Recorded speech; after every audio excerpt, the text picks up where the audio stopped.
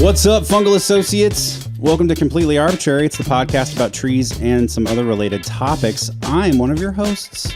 My name is Alex Crowson, and over there on the big green couch with a big glass of water is Casey Clapp. Yeah, that's me. Hi, everyone. I would like to address this large jug of water. Yes. It is in a ball-style large mason jar with a wide lid cap. Yep. And it's one of my favorite jars. It's a good one. You served water to it in it to me. The very same. A couple days ago. I did. Anyway. Hi, Casey. Good day, Alex. There's some exciting news in this world that we need to share with everyone. I'm making a record, Casey. Yeah. You just put out an Indiegogo? Indiegogo. Not a GoFundMe. Okay, Indiegogo. The old school kind.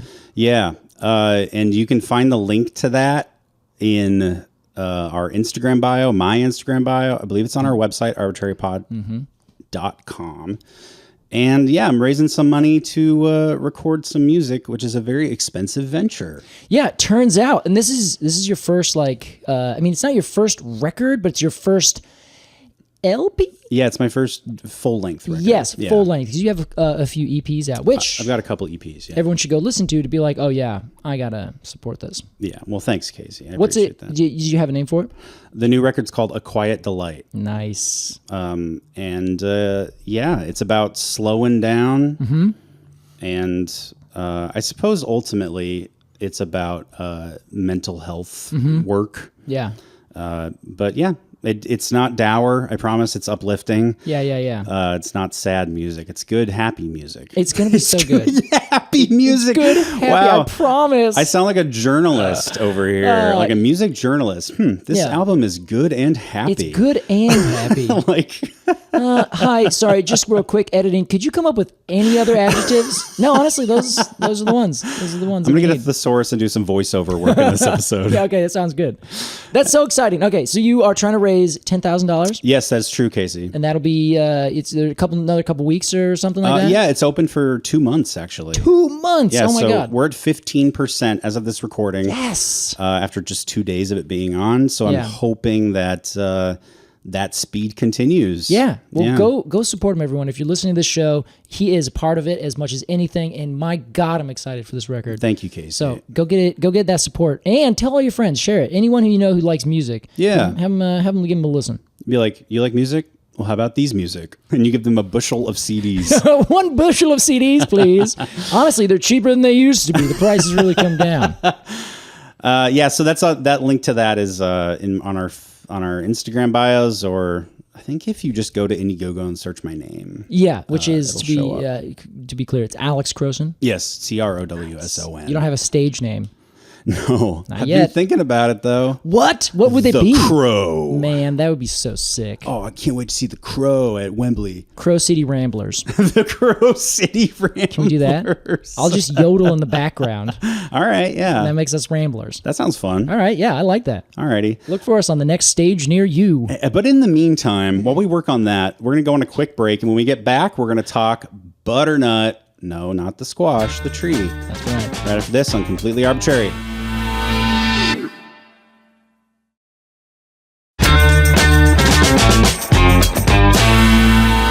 Welcome back to Completely Arbortrary. Oh my gosh, Casey, my throat is dry and I'm drinking a cup of ginger lemon tea. I like ginger lemon tea, I think. Probably. I might have had some at one point. Kind of tastes like Sudafed, you know? Oh, yeah. Nope, I haven't had it. Like I only drink this when I'm sick, so drinking it now makes me feel like I'm sick. I don't like that. Well, Casey, today we're unfortunately not talking about tea nor ginger. Nope.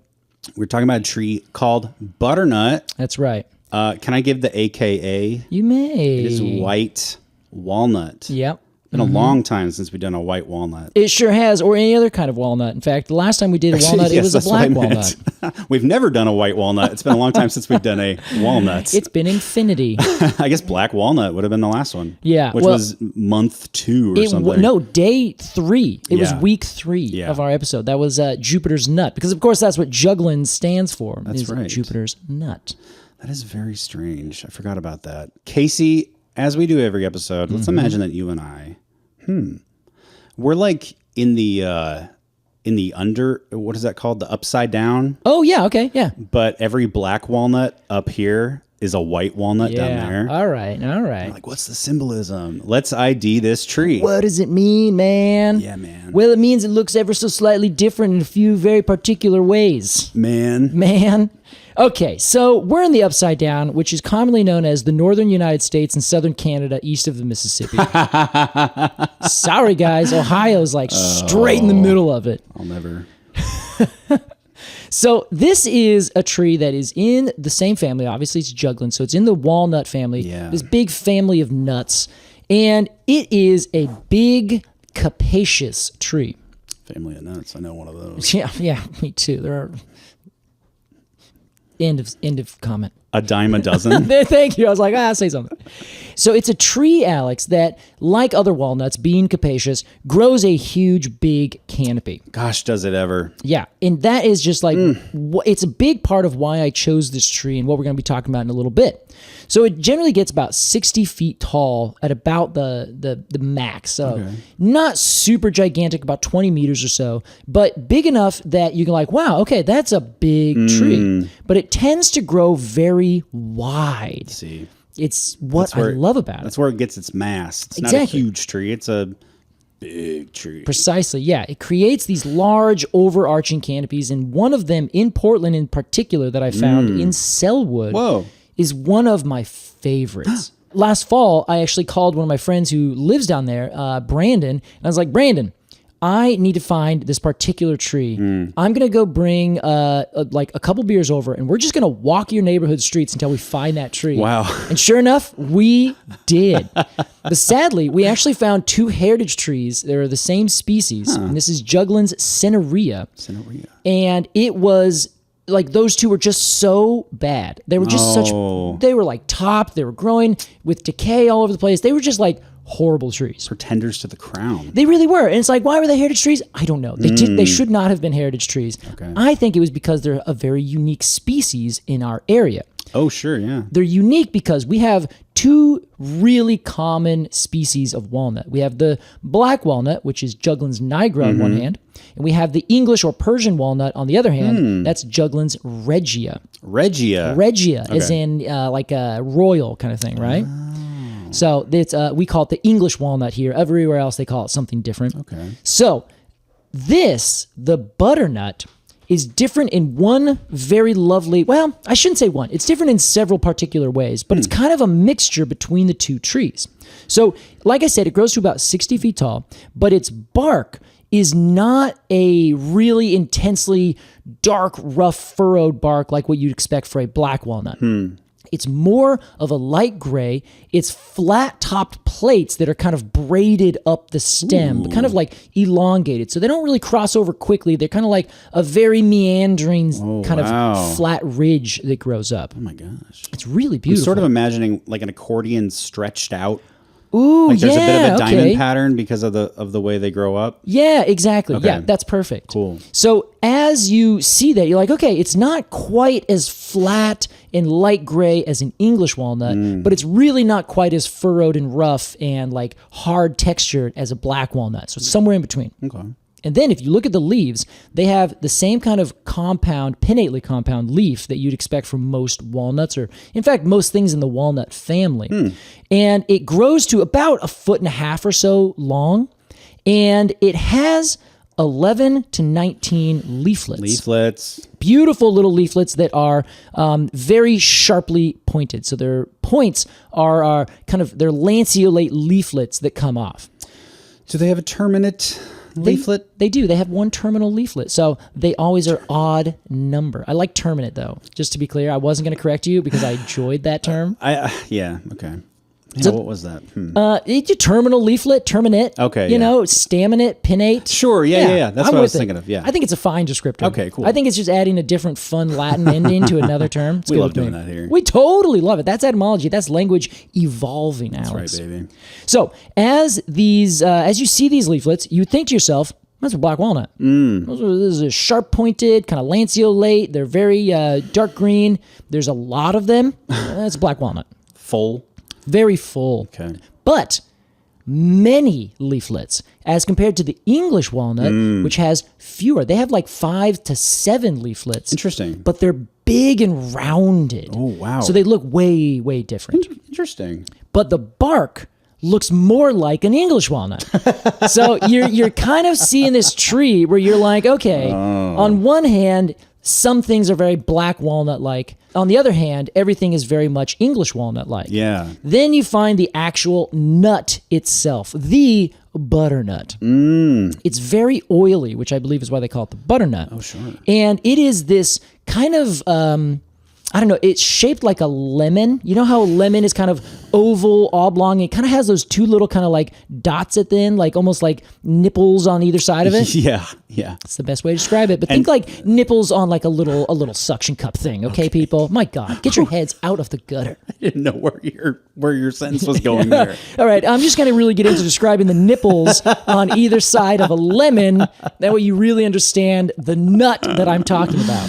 Oh, brother. So these only look green, but normally you have a black walnut that is kind of like a very spherical golf ball. And then an English walnut is a little bit longer. This, the butternut, is like both of those combined. Wow. It's bigger, it's shaped like a football with those two kind of bumps on either end, and it is larger than the English, but also it's oblong, so it's not quite larger, so to speak, than the black walnut, but it's kind of like, again, it's a mix between the two. So this is like demonstrably the way to identify the butternut, is that it is a mix between these two very different species. Interesting. Now, it's not a hybrid, it's its own species and everything, but visually speaking, It got its mother's blue eyes and its Yeah. father's hairline. that's exactly right. Okay. Now, we should note that this also has flowers, of course, but they're these long little catkins that kind of hang down. They're really unhelpful. So it's not that Utility important. flower. They're very utility flower. They just do the job. They're wind pollinated. Poof, they're done. Okay. You got some nuts. That's fine. Now, the reason that I chose this tree, Alex, is very much connected to that one that I was telling you about in Selwood down in Portland.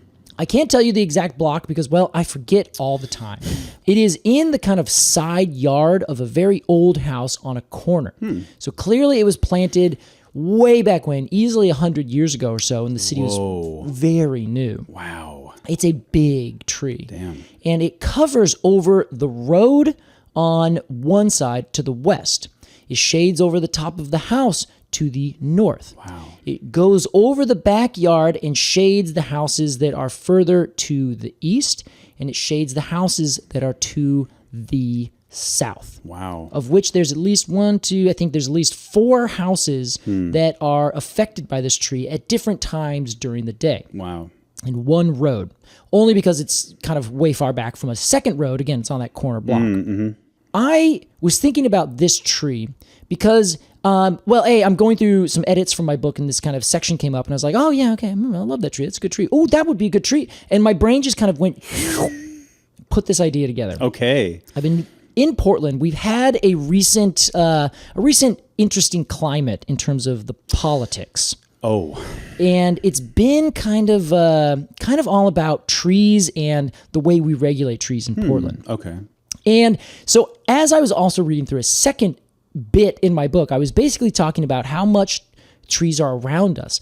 And it sounded a lot like not the very beginning, but there's a certain monologue in the movie Fight Club. You remember this movie? Oh, yeah. Famously a fabulous movie. It's pretty good. I still like it, even though everyone's like, that is such like a young white male movie I know. to watch. I was like, well, it's pretty fucking cool though. Yeah, yeah. Boondock Saints and Fight Club. Oh God, yeah, that's right. I forgot about that movie.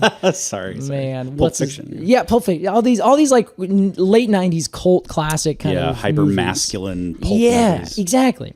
So there's one kind of weird monologue in there where Tyler Durden is talking to kind of nobody but everybody at the same time, and is explaining where everyone is, like who's in Fight Club.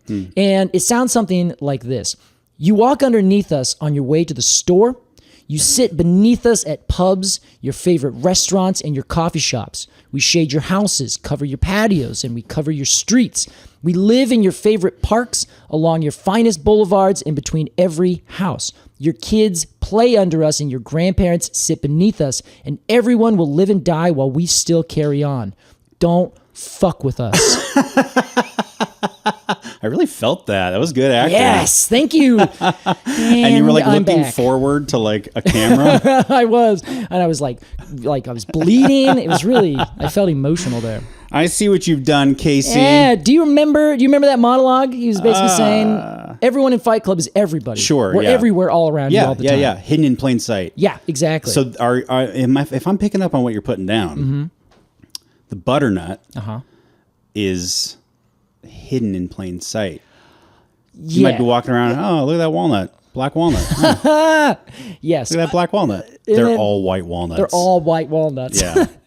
Actually, not quite. Damn it. This is actually a more subtler connection. I think you found the one that is probably actually there. Oh. I am just smashing a bunch of things together, hoping that they work. I just absolutely thought you were going there. Not this time. But the point is that the trees that are around us are everywhere and affect everyone all the time. I see.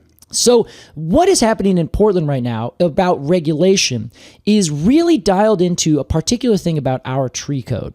So in Portland, different than almost every other tree like regulating city in the United States, is that Portland goes one step further than most. Where most tree codes, and if you're familiar with tree codes, you've probably heard about this. We've talked about it, I think, a few times. Okay. The idea that you regulate, say, street trees or public trees. Okay. You know, you have a tree outside your yard. It's growing in the street planter strip. And you can't top it. Exactly. That's tree code. You can't cut it down. If you do cut it down, you got to get a permit and replant it. Essentially, they're just regulated to a degree where most of the time it's a public tree in a public space that people are saying, we want these public trees to be around, so we're going to regulate them, and at the minimum, make you replant a new one if you cut it down. Okay. You saying tree code, us saying tree code over and over is starting to remind me of bird law. Oh, yeah. When I just talked about Always Sunny, and it's making me laugh now. Man, we got to get Charlie in here to litigate some of this shit. If you see me giggling after we say tree code. Okay, good. I love that. So we essentially, in Portland, said, okay, we're going to do that.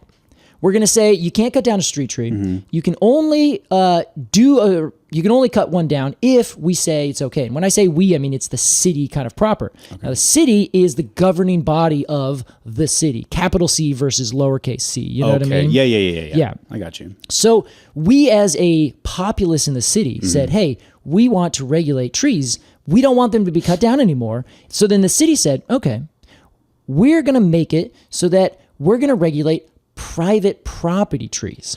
Oh, that's right. It's a little bit nuanced, but it's a step further than most every other code in the nation. So other cities don't necessarily have, we control the tree in your backyard. Exactly. Portland will go one step further and say, if you have a tree on your property that is bigger than 20 inches in diameter at standard height, which is about 4.5 feet above ground, you may not cut that down without a permit. Wow. And we can deny your permit request. Interesting. So you have a big tree. Let's say it's a big, giant, capacious butternut growing on your property. Oh, no. That covers over your house, your neighbor's houses, the road, and it will shade for many feet, dozens, maybe even 100 feet or so in every direction when the sun's coming up, when the sun's coming down, that kind of thing. So the city, if it's bigger than 20 inches and it's not dead, dying, or dangerous or a nuisance species, or within 10 feet of the house, like there's a couple things where like, okay, here's a few exceptions. Okay.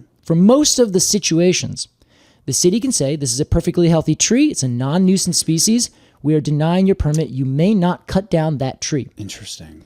So this is the big thing in Portland that's getting debated right now because people are like, they're getting worried. We had a big ice storm 2 years ago and some trees fell. Lots of trees fell, actually. A couple of them fell on people's houses because, of course, they're in the urban area. If a tree falls, it's very likely it's going to hit something. Yeah. And people got really upset. And the city had denied someone. They said, you may not cut down this tree. Yes. It is not dead, dying, or dangerous, not a nuisance species, all this kind of stuff. Then 2 years later, and I can get into that, maybe that'll be a whole other plant rant we can do. Then 2 years later, in a gigantic, like heavy storm when the tree was covered in ice and there were like gale force winds, the tree fell over. Yeah. So now that property owner and the Willamette Week and the Oregonian and all these other news agencies. Yeah, you're familiar with this? Well, I remember the day it happened because you walked in with a Multnomah Weekly or whatever in your hand, Willamette Weekly, and you were furious. Yeah, the property owners are now suing the city of Portland. They're saying, hey, you guys did not properly know that this tree was going to fall. Yeah. And more broadly, the whole kind of political climate right now is kind of questioning, should we be able to tell people, no, you may not remove your tree? Interesting. So there are discussions happening in the city. The city council. Yeah, you city got council. It. Yeah. About council chambers. Excuse me, in the holy council chambers, to rescind that code.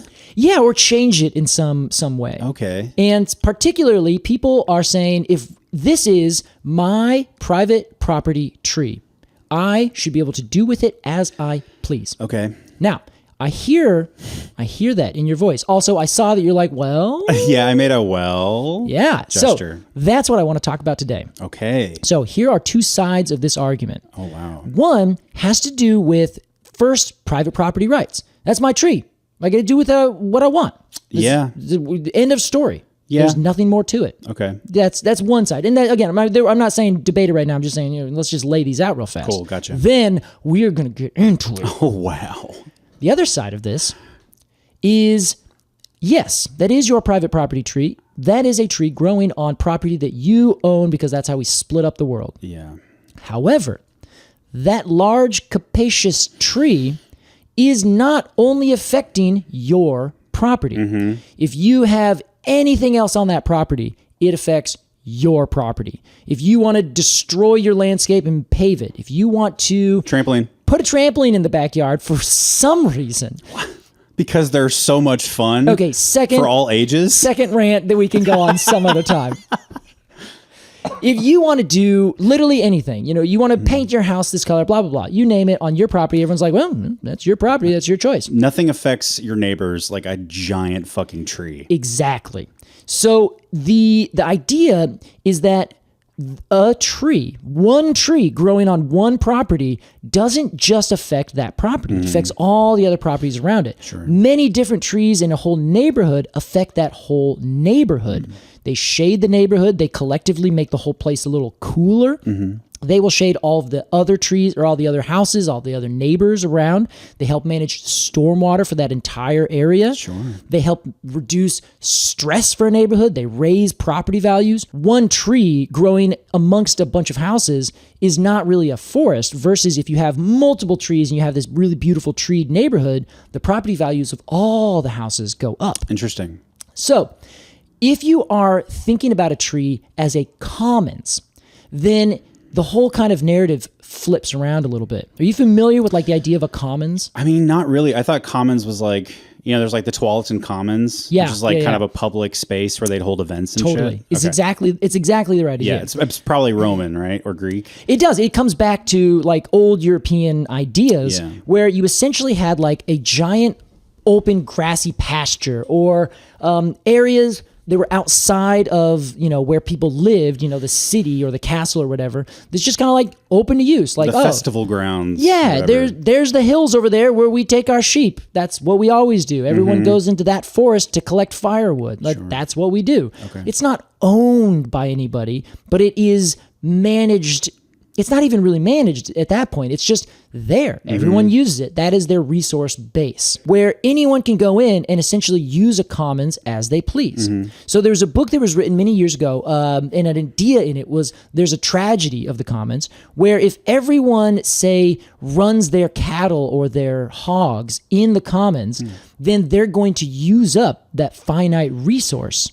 and then they're going to destroy it for everybody. Interesting. So having a commons open for everyone's use can become a bit of a problem. Okay, so it's anything that everybody can use this, but please take care of it because everybody's using it.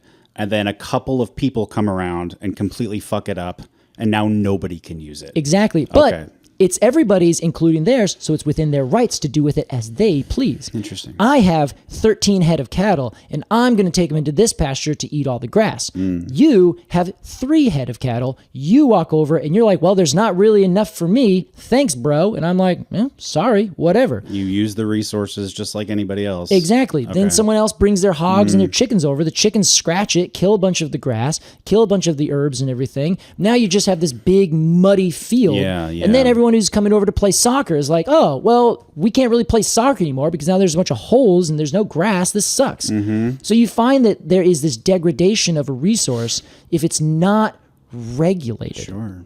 So in the idea of a tragedy of the commons, if we apply that to this kind of fundamental theory of how and why the city of Portland regulates private property trees, they are doing it because that tree, that large over 20-inch tree, in this case, this capacious, beautiful butternut that's growing on this corner property, it is affecting everybody else. So if all of these people had all of these different butternuts across this whole area, and they're like, okay, well, we're going to take that one out because it's my tree and I just don't want a tree anymore. It's too much. Then this other person does the same thing, then the other person, then the other person. They have each done what is within their rights, but they have had a huge negative impact on everybody on the commons. Yeah, interesting. So this is my question for you. This is the debate I want to hear your sides or hear your opinion of. Wow. Should we regulate trees as commons, even though they are on private property, because they affect everybody far more than what color of roof you put on? Versus, should we go the opposite direction and say, no, this is strictly private property. If you want trees on your property, you plant your own trees to do your own work. Yeah. But I will not take part in your game. Those are kind of the two big things, these two kind of theories of land use that are kind of, getting needled right now. Interesting. This was one of those thoughts that as you explain it, every time you present a new side, I'm like, oh, that's how I feel about it. Nice. And then 2 minutes later, you're like, but there's also this to consider. I'm like, oh, that's how I feel about it. Okay. That makes me feel good. Nice. I hope everyone else is having this moral dilemma still. So I don't know. Oh, shit. Well. Yeah. I mean, as two non-property owners here, we're kind of debating this from our golden chairs. Oh, my God. Yeah. I don't know, Casey. I think I'm kind of in the middle where I don't think the tree in my backyard should be considered like you can't. A tree isn't a place, Yeah. So it can be like a public, like you can come into my backyard and enjoy my tree. Yeah, it's not. You can't come onto my property. Yeah, yeah. Okay. Well, that's obviously an extreme version of that. Sure, yeah. That's like rambling rules in like the UK. I think they did this. Rules. Yeah, there's like historic trails in like places where people would just walk, but then when private property really became solid, they're like, well, you actually can't come onto my private property anymore. And the UK made this rule some years ago where they're like, no. If there's like a traditional path that people have walked for like literally thousands of years, sure, you can't tell them no. They can walk across. It's on your private property. They have that right. Although they don't have a right to do other whatever. They can just kind of cruise through. Interesting. Yeah, it's called rambling. Rambling. Yeah, a rambling man. Yes. All right. All those Led Zeppelin songs. Yeah, that's what they're about. Alrighty, interesting. Yeah, I mean, obviously that doesn't work. I don't know, in a big city. I feel like. Yeah. Shit, I don't know, Case. Yeah. Maybe you start, and then I will kind of form my idea as you talk. Yeah. Well, one thing that while listening to you, which is okay. Hey, why don't you tell me how I should feel?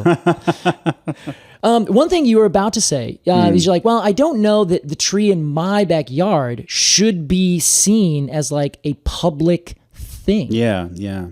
But my argument is, but it is. Your thing is a public thing. Okay, that's fair. So let's say that's the definition. Okay. That giant tree is a public tree. It's a public tree. Yeah.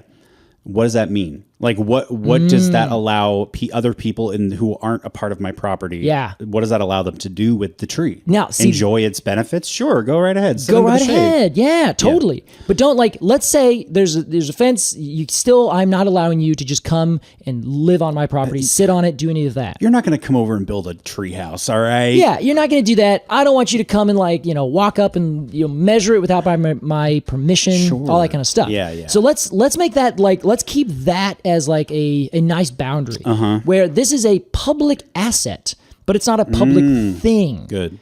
Then that raises another question where it's a public asset on my private property. You guys, everyone around here is getting the benefit, but who's bearing the cost?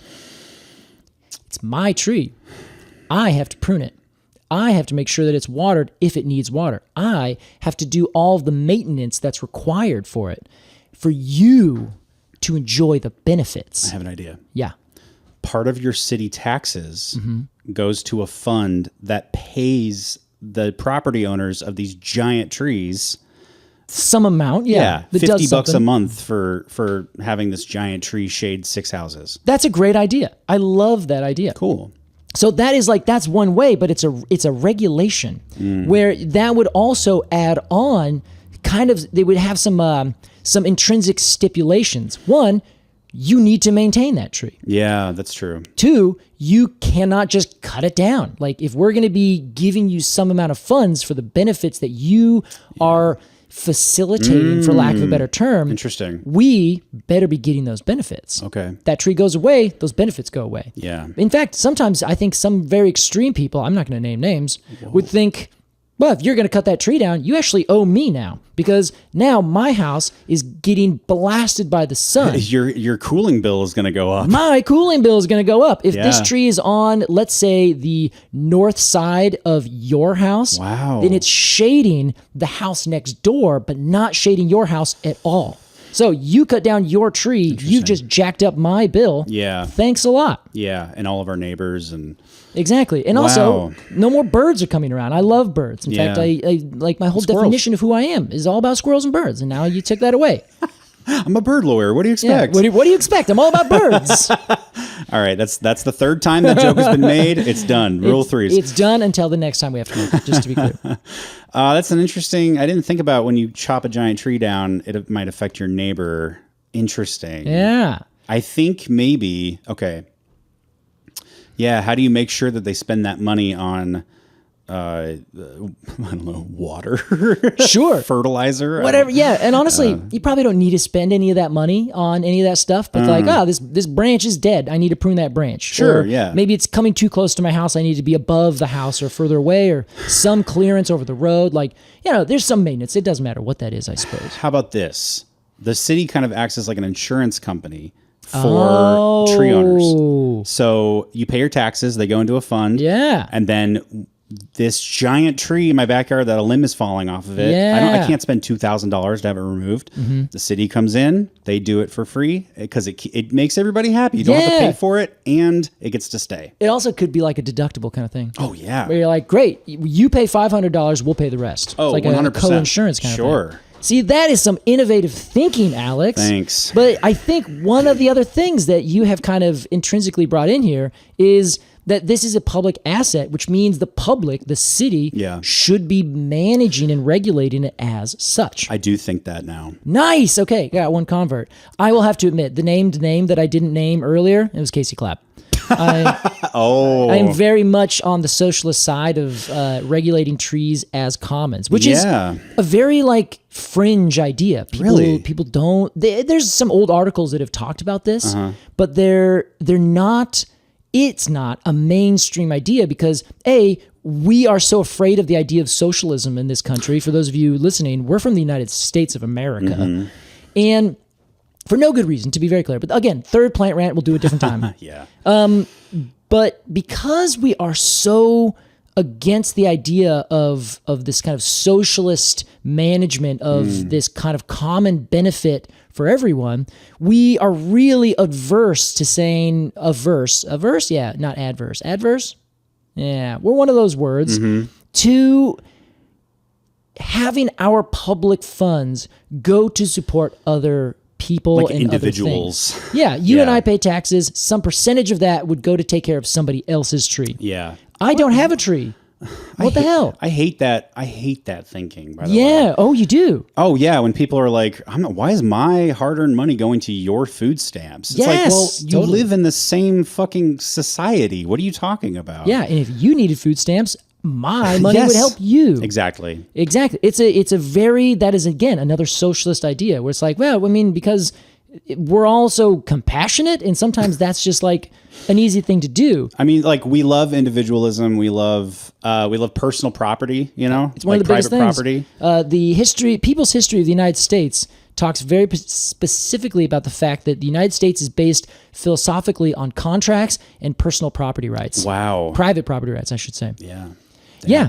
Well, I think it's exactly the thinking, Alex, that we should be moving towards, this insurance idea that's regulated by the state. But of course, who knows? And when I say state, I mean in the very lowest S term of the idea, whatever regulating body it is, where you would say, great, we in Portland understand that trees provide these immense benefits. We understand that the burden of maintaining those is on the individual property owner where that tree is growing, but the benefits are everyone else around, including that property most of the time. So when we are trying to consider like what cost falls, how much is my money is going to go to your tree, it starts to add in all these really crazy things we've talked about before, like environmental racism. Like, I'm paying taxes in the same city and I have 0 trees. In fact, I don't even have room to plant a tree if I wanted to plant a tree. All that kind of stuff really adds in.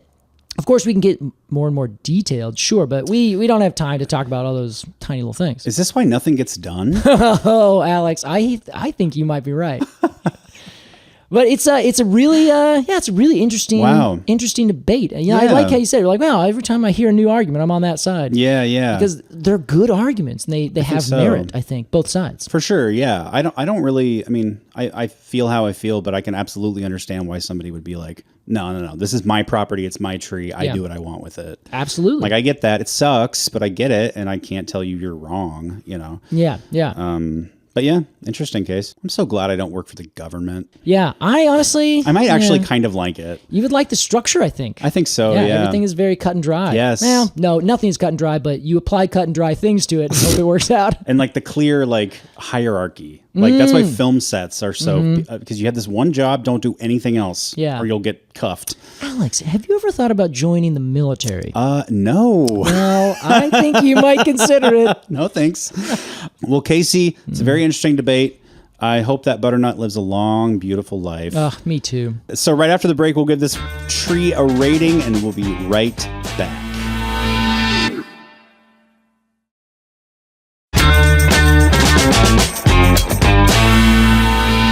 Welcome back to Completely Arbortrary. That was our discussion of the Butternut.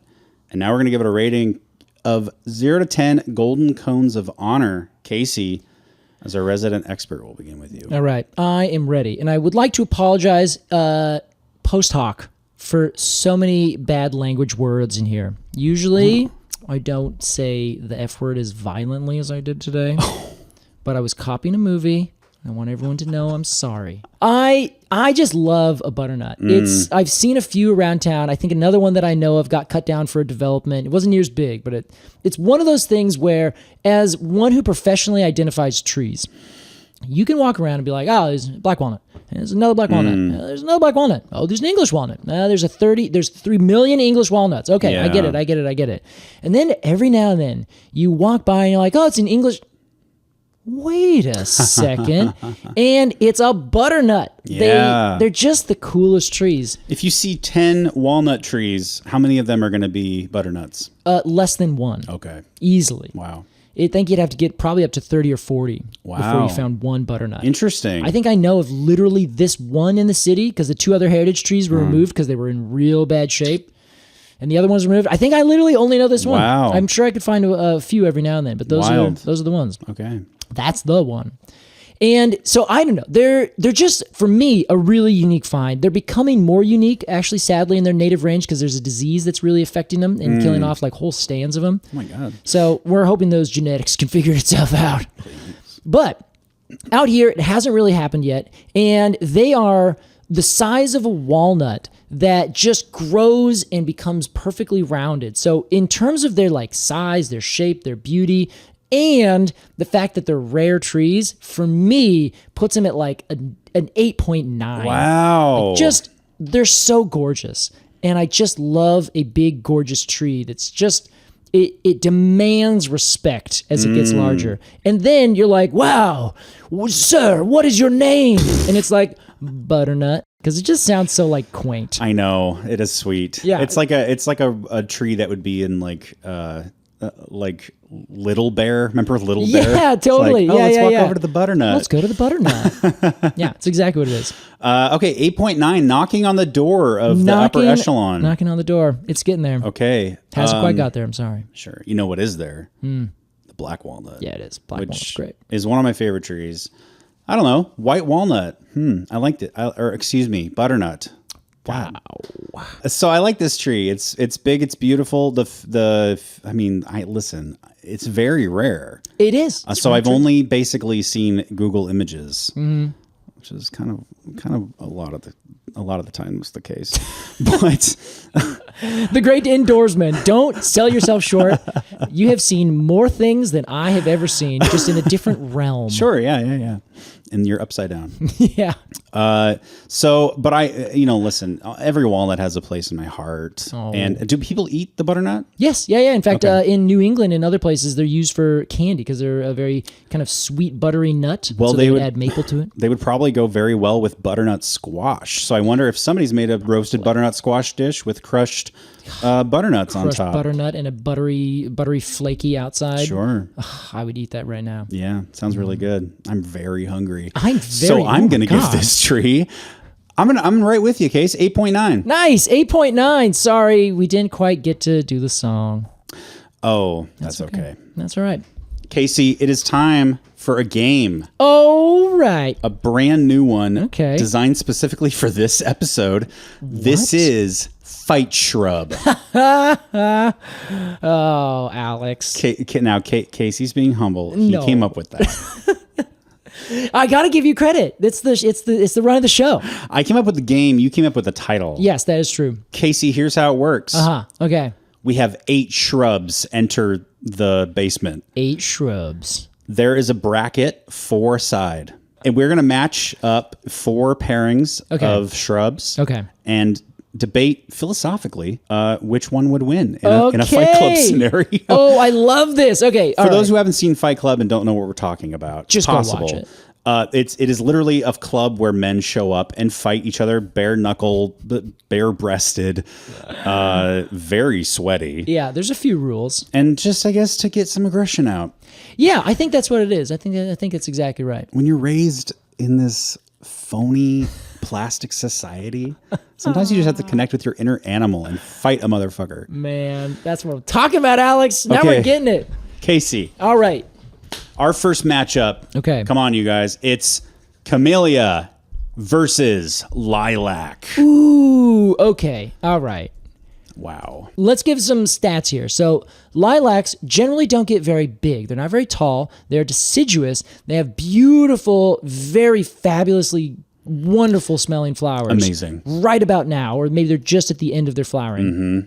Versus camellias, which have these really hard, mostly we're thinking the Japanese camellia, it's the most common, but there's also the sasanqua. They grow with these very kind of smallish, medium-sized leaves that are evergreen, very thick, very robust. They get a little bit bigger, and their flowers don't smell at all most of the time. Wow. And they are this either bright white, bright pink. There's 10,000 million cultivars, and they have these very intense amounts of yellow stamens in the middle. They're in the tea family. Interesting. They get a little bit larger, but they mostly, you see those evergreen leaves all the time. They look hardy. They are. But I got to give this one to Lilac, Casey. You're going lilac. And here's why. I think there's a soft strongness about Lilac or strength. Okay. Yeah. I think like a Pokemon, like a psychic Pokemon, it would put the Camellia to sleep. and poison, and, you know, like it would lull it into a sense of safety. It's almost more dangerous than fists. That's true. Wow. So I'm giving it to lilac. You're going lilac. Okay. Yep. So I initially was thinking that it's a camellia because camellias are just like, they're tough. But if you cut both of them down, lilac's going to come right back. And I think I'm going to go with lilac with you on this one too. Yeah. Because I love the idea that it has this sweet smell and you're like, oh, that's just a dandy. Yeah. You whap it in the face, it completely falls over and then grows up from your feet to strangle you. Yes. All right, lilac. Lilac it is. Lilac. Nice job, lilac. By the way, I think lilac taking is kind of an upset. Definitely it's an upset. Okay, hydrangea versus rosemary. I already have my pick. Versus rosemary. Okay, your pick is definitely rosemary because you love the smell. Love it. I can't do that. I can't go that way. So, okay, another quick thing. You have rosemary. It's a small little kind of sticky shrub that grows. It's very tough. It grows in very drought-stricken areas. You don't need to water it. Yeah. And it has very small needle-like leaves, even though it's a broadleaf, and these little purplish lilac-like flowers. It smells wonderful, of course. It's very aromatic. Yes. Versus hydrangea, no smells at all. Wow. Gets like 6 times bigger, has these massive, big, oppositely arranged leaves, very rugose. You can kind of see the veins popping through them. Wow. You're welcome, people. Rugose. My book is out in October 1. Amazing. And they have these huge, big flowers that are tricking you. The flowers of most hydrangeas are actually infertile. They grow with these big, bodacious petals, but they have no sexual parts. And most of them are actually these cultivars, where normally these non-fertile flowers ring a kind of flower head. Wow. And they're like, look at me, come down. And then there's little flowers in the middle that are actually fertile, and that's where the insects would go. Interesting. So it kind of looks like these funny things. Huh. So I am going to go hydrangea. Okay. Because bait and switch. They're like, look over here. And everyone's like, ooh. And then they smack you in the fertilization unit. You know what I mean? Shit. Ow. That's a plant term. Casey, I agree with you. You do? No. I think hydrangea has to take it. It's beautiful too. It's gorgeous, and I love I love a big flowering shrub. Yeah. That gets like the size of like a school bus. You know, they're just like monstrously big. They do get very large. Oh my god, so beautiful. And as much as I love rosemary, I think it's kind of like, like vanity muscles. I think it shows up and it's like, oh fuck, I've never fought anyone. And hydrangea is like grew up on the streets, like ready to pound. I'll compete. Even though I think hydrangea, it doesn't look like it, but I think you're right. It's way tougher than it appears. Well, good job, hydrangea. Casey, next. Wow. We've got butterfly bush versus the boxwood. It's the battle of the bees. Oh, geez. Okay, so butterfly bush, Buddleia, very invasive around here. They also have these tall, kind of purplish, usually, flowers that smell really good. They're very floral scented, and they grow with these huge kind of, I don't know, it's just this big, sticky group of stuff that comes up. They're very shrubby shrubs, to say the least. Hard to get rid of. They seed themselves in a lot. Versus a boxwood, which is the famous little thing that's cut into topiary, like poodles and bears, and like it's a hedge around these European-style things. But here's the thing. That's only if we prune it. If we just let a boxwood grow, that thing will get like 15 to 20 feet up and around. Whoa. They get big. Interesting. Way larger, but their flowers are not that interesting and they smell horrible. It's my least favorite smell. One of my top several least favorite smells. Wow. I do not like the smell of a boxwood. Well, I'm giving it to butterfly bush, hands down. I think I am too, because also I think that it's just like way tougher. It's like if you like put it next to them, the butterfly bush is gonna be like, look how good I smell. You're like, okay, that's fine, but I'm gonna duel you. Yeah. And then it'll just win. Like you can't kill him. Yeah. I think it would call in backup and the butterflies would show up. Just completely destroy and just surround boxwood. it and be like, oh shit, no. They're in my eyes. Then would stumble back until it falls off a cliff. Yeah, that's what boxwood would do. Yeah. Stupid boxwood. Casey, our last matchup here. Okay. Rhododendron. Rhododendron. Versus Forsythia? Okay, so rhododendrons, everybody knows them. They're the big, evergreen. Well, most of the time they're evergreen. They're very large, like lanceolate leaves that are very tough.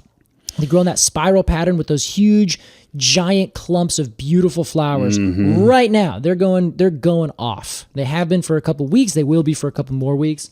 So lovely. I'll say one of the top 10 plants in the Pacific Northwest. Yes, their flowers just are stunning. Yeah. Especially if you get one of those big ones that really like comes out. It's like a small tree, right? You just can't get enough of it. Love it. Then the old forsythia, that is like, it's a shrub that grows into big clumps, and it has the brightest, like pastel yellow flowers in the earliest spring.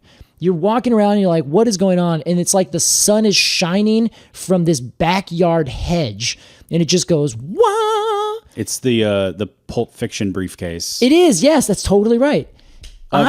Casey, is forsythia the same plant as Scots broom? No, different. Okay. That is a different species entirely. Though they both have that bright kind of yellow flower. They do. Okay. Yeah, very good observation. They both grow in sort of like palmate fashion. Yeah, they just, or you mean like straight out and up. Yes, yeah, gotcha. Yeah, I like that idea. Palmate as a form of growth. Yeah, beautiful. Very well done. Again, language this is where it's created. And then a conifer or a pine tree is It's very pinnate. Huh?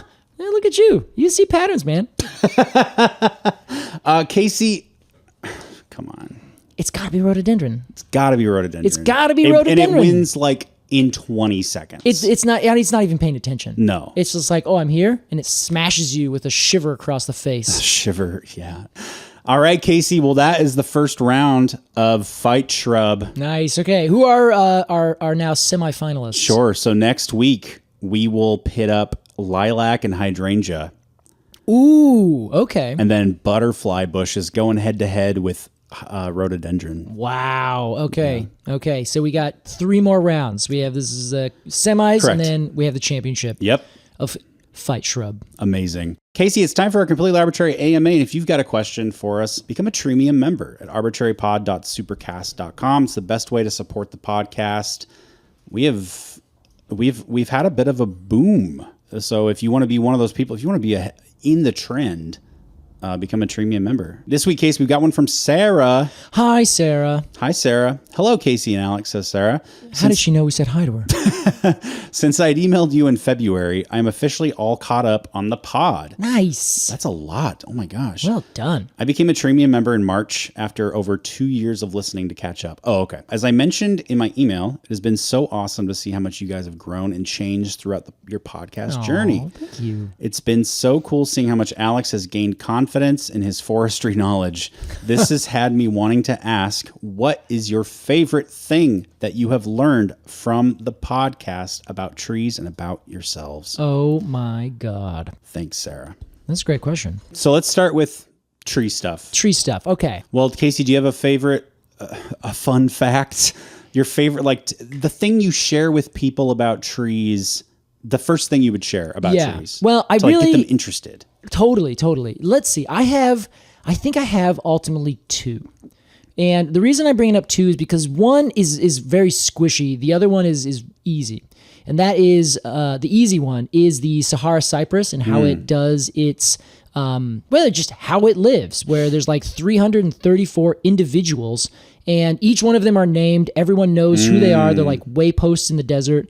And they no longer actually have sex, where it's paternal apomixis, where the male line goes in and instead of fertilizing and intermixing with the ovule, and creating a third unrelated but genetically distinct, rather related but genetically distinct individual, that it just clones itself and just essentially clones itself inside the cone of the other individual.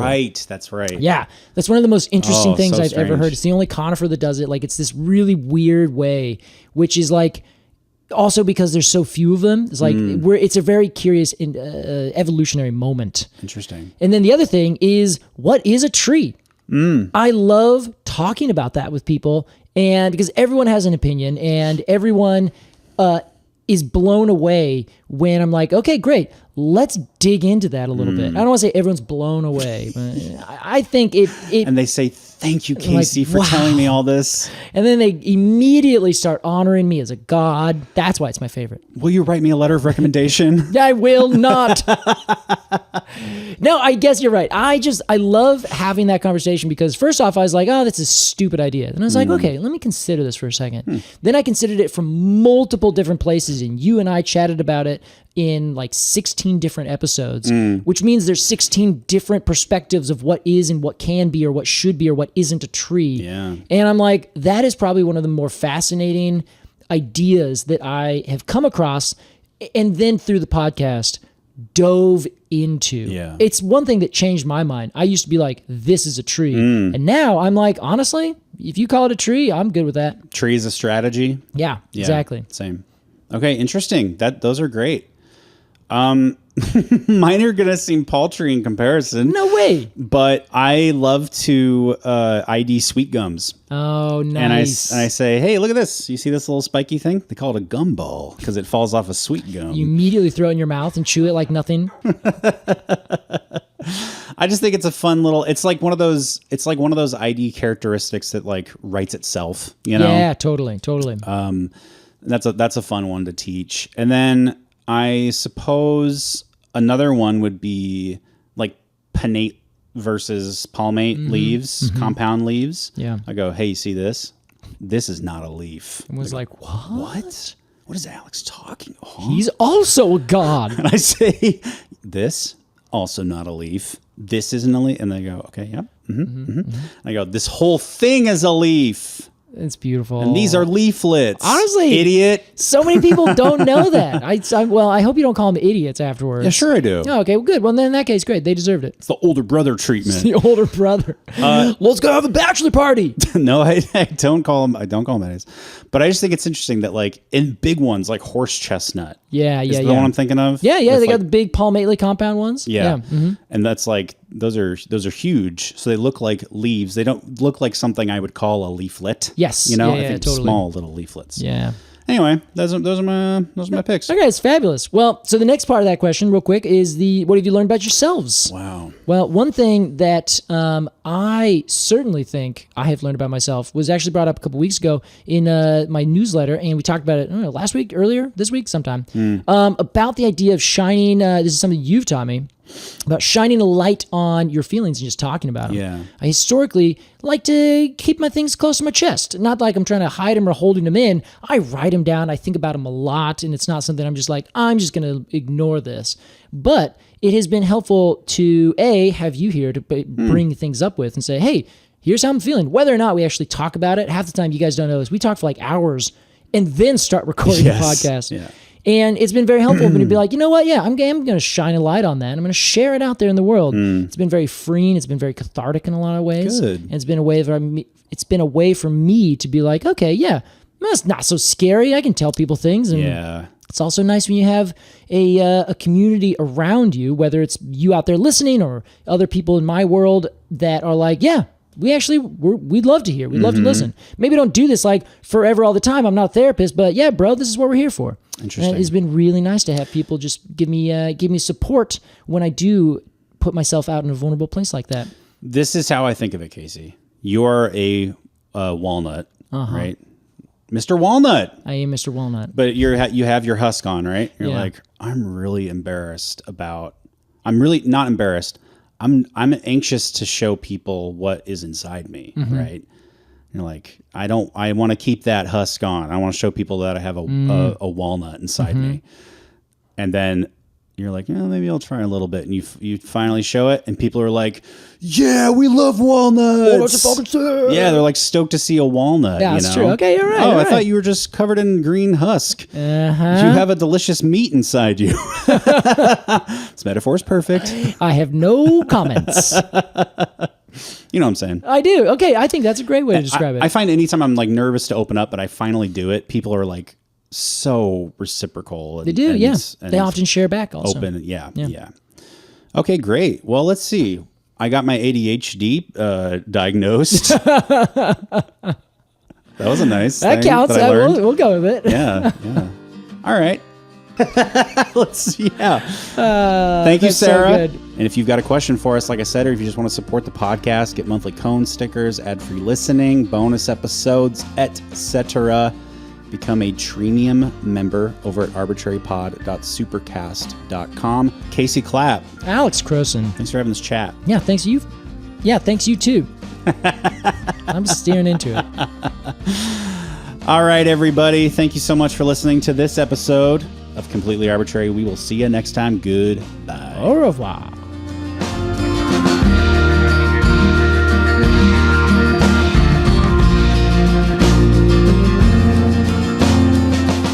Completely Arbortrary is produced by Alex Crowson and Casey Clapp. Our artwork is by Jillian Barthold, and our music is by Aves and the Mini Vandals. If you want to support this podcast and become a Treemium member, head over to arbortrarypod.supercast.com. Thanks for listening.